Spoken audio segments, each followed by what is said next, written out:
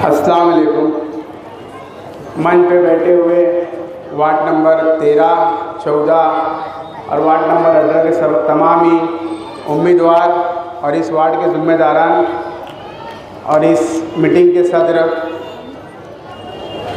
मैं पहले आप सभी से गुजारिश करना चाहूँगा कि वार्ड नंबर 18, वार्ड नंबर 13 और 14 की आवाम से कि जहाँ भी आपको रिक्शा और साइकिल का निशान दिखे, आपको वो आतिशबाजी बंद कर दो भाई।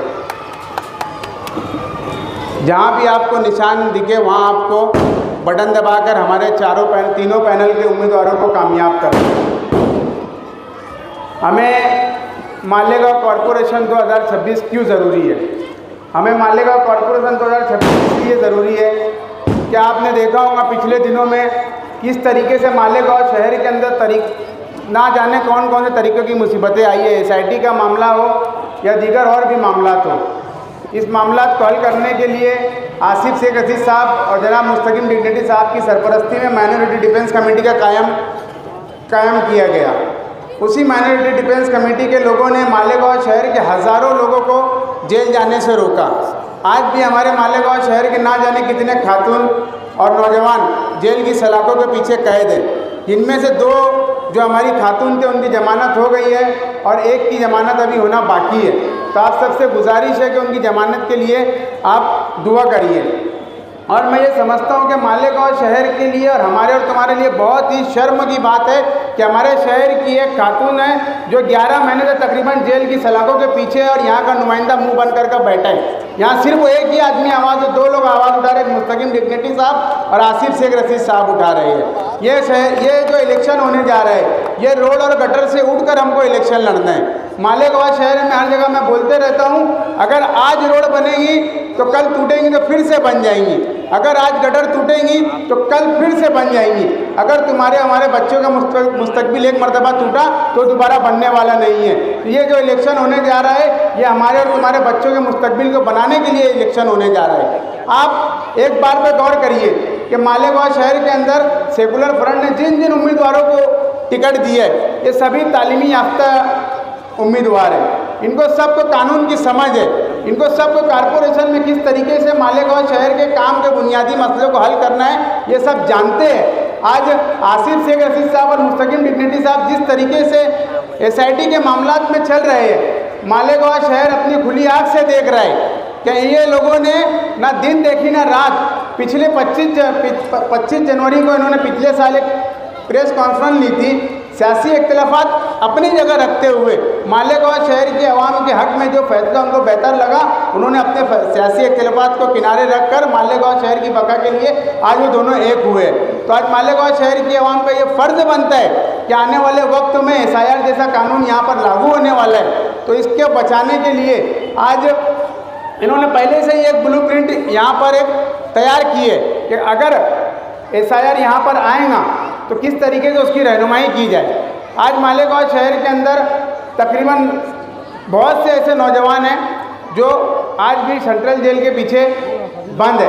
अभी एडवोकेट तौसीफ साहब ने जो बताया आपको, उनकी आने वाले वक्तों में तारीख है, इंशाल्लाह आप दुआ करिए कि वो उनकी ज़मानत अल्लाह करे हो जाए। आप देख रहे होंगे यूट्यूब के ऊपर मीटिंगों में और जलसों में सामने वाली जो पार्टी है, कोई बुनियादी सहूलत के लिए वो लोग बात नहीं कर रहे।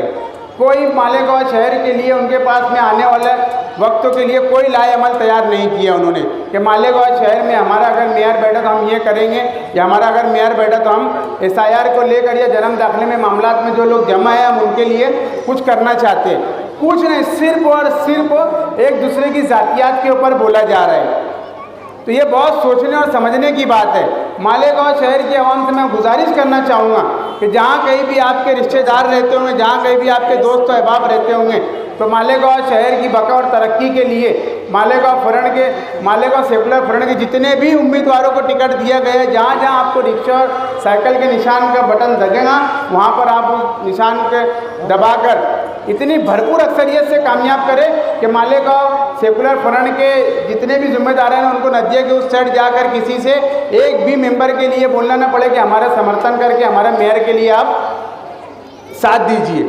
मालेगांव शहर के अंदर एक चीज़ का बहुत ज़्यादा मसला है मालेगांव शहर के अंदर बहुत ऐसे कम लीडरान होंगे जिनको कानूनी समझ होगी।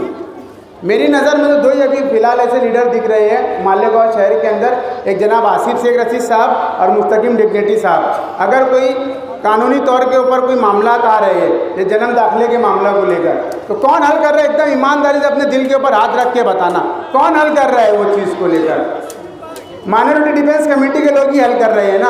किसने कागजात को दुरुस्त करवाया वहाँ पर बैठकर?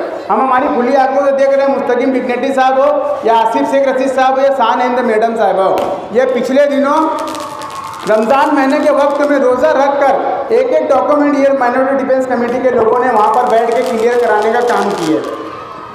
मालेगांव शहर के अंदर एक बहुत बड़ी साजिश के तहत एक साजिश हो रही है कि मालेगांव कॉरपोरेशन जो नदिया के उस साइड ले जाने की साजिश हो रही है। जैसे अभी हाफिज साहब ने बताया है कि मालेगांव कॉरपोरेशन नदिया के उस साइड ले जाने वाली है। एक चीज़ मैं आपको बताता चलूँ, 70% टैक्स हम भरते हैं मालेगांव कॉरपोरेशन के अंदर। फ़ायदा कौन उठाते हैं उसका? मालेगांव कॉरपोरेशन में 70% टैक्स नदिया के साइड हम लोग भरते हैं और फ़ायदा नदिया के वो साइड पूरा पहुंचाया जाता है। अगर आपको 70% टैक्स पूरा अपने यहाँ पर वसूल करना है तो इस्लाम पार्टी और मालेगांव सेकुलर फ्रंट का मेयर हमारे मालेगांव कॉरपोरेशन के ऊपर बैठाना बहुत ज़्यादा ज़रूरी है, वरना वो दिन दूर नहीं कि मालेगांव कॉरपोरेशन उस साइड चले जाएंगे, जो थोड़ा बहुत भी काम होता है तो वो यहाँ पर होना बंद हो जाएगा। मालेगांव कॉरपोरेशन के अंदर सामने वाली पार्टी हो या फिर वार्ड नंबर 18 के जो मौजूदा जो, मैं आपसे गुजारिश करता हूं कि आतिशबाजी बंद कर दे। हमने पहले ही ऐलान किया था मीटिंग के अंदर, सभी जिम्मेदारों से और उम्मीदवारों से ये गुजारिश की थी मुस्तकीम डिग्नेटी साहब ने, आसिफ शेख रशीद साहब ने, कि हमें हमारे जलसे जुलूस के अंदर ना तो डीजे का इस्तेमाल करना है ना ही आतिशबाजी का इस्तेमाल करना है। तो मैं ये बोलना चाह रहा था कि मालेगांव शहर के अंदर भगवा झंडा लहराने से हमको मालेगांव शहर की कॉरपोरेशन को बचाना है। मालेगांव शहर में पिछले दिनों एक बहुत बड़ी गलती हो चुकी है। यहाँ पर जो नुमाइंदा चुनकर गया है, मैं ज़्यादा उस पर बोलना नहीं चाहूँगा, बहुत बड़ी गलती हो चुकी है। और मालेगांव का जो नुमाइंदा है वो मालेगांव शहर के अंदर ऐसी बहुत सी चीज़ें हो रही जो आग बंद कर बैठे हुए। आज काम कोई कर रहे हैं, माइनॉरिटी डिफेंस कमेटी के हमारे सरबरा जनाब आसिफ शेख रशीद साहब, मुस्तकीम डिग्नेटी साहब कर रहे हैं। तो आज आपको और आपके ये हक उनका बनता है कि जितनी भी उम्मीदवार यहाँ पर इनके खड़े हैं उन सबको साइकिल निशानी को, रिक्शा निशानी के ऊपर वोट देकर, इतनी कसीर तादाद में वोट देकर कामयाब करें कि किसी के आगे जाकर वोट के लिए भीख नहीं मांगना पड़े कि हमारे को मेयर बनाने के लिए आप साथ दीजिए। तो इस सब के लिए आप तैयार हैं ना? हाथ उठाकर बोलो भाई मेरे। आप इस बात को मामूली मत समझिए कि मालेगांव शहर के अंदर जिस तरीके से भगवा दहशतगर्दी के यहाँ पर प्लानिंग हो रही है कॉरपोरेशन के ऊपर भगवा झंडा लहराने के लिए, तो यह आपके और हमारे बच्चों के आने वाले मुस्तकबिल के साथ में बहुत बड़ा खिलवाड़ होने जा रहा है। तो मैं आप सबसे एक बार फिर से गुजारिश करना चाहता हूँ कि मालेगांव शहर के अंदर सामने वाली जितनी भी पार्टी है ये आपके भलाई के लिए कोई काम करने वाले नहीं है। इनमें आधे जो उम्मीदवार है ये ठेकेदार है और आधे जो उम्मीदवार है ये सट्टा और जुआ क्लब चलाने वाले लोग हैं। ये सब आप लोग अच्छी से जानते हैं। तो आप सबसे गुजारिश करूंगा कि मालेगांव सेकुलर फ्रंट के सभी उम्मीदवारों को भारी अक्सरियत से कामयाब करिए और इंशाल्लाह एक मरतबा मालेगांव कॉरपोरेशन को मालेगांव सेकुलर फ्रंट के हवाले करिए।